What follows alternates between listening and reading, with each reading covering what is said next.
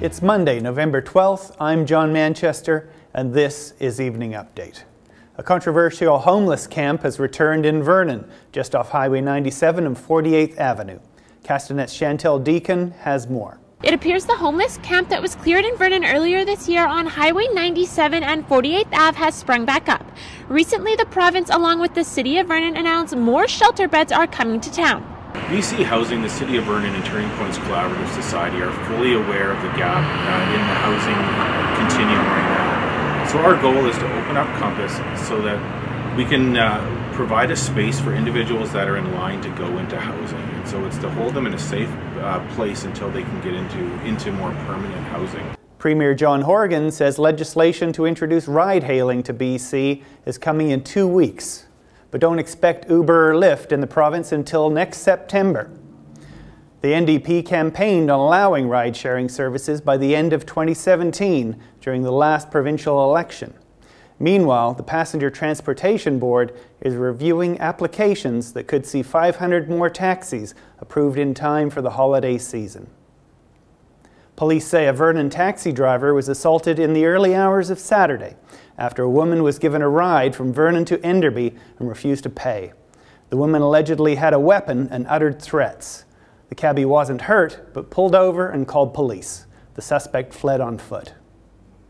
Lest we forget, communities throughout the Okanagan marked Remembrance Day on Sunday, which this year coincided with the 100th anniversary of the end of the First World War. Castanet's Alana Kelly was at the Kelowna Cenotaph.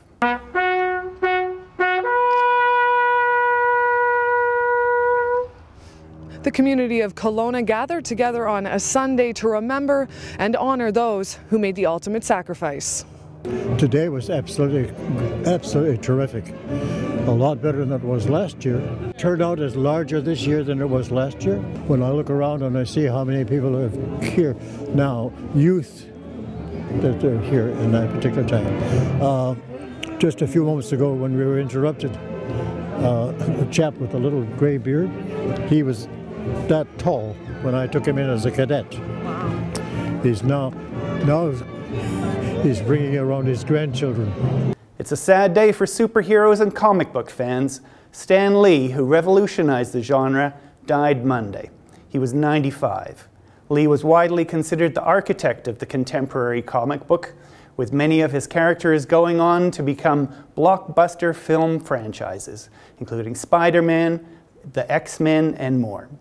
I think everybody loves things that are bigger than life. I think of them as fairy tales for grown-ups, Lee said in a 2006 interview.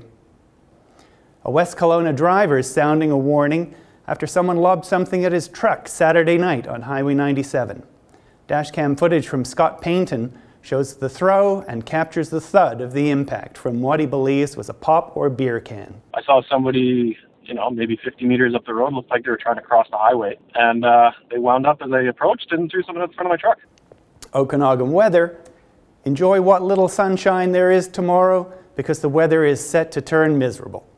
After sunny breaks today and Tuesday, expect clouds and rain right through the weekend with highs of about 5 degrees and lows just above freezing.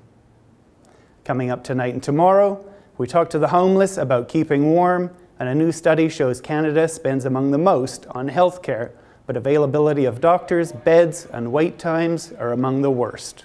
For Castanet News, I'm John Manchester.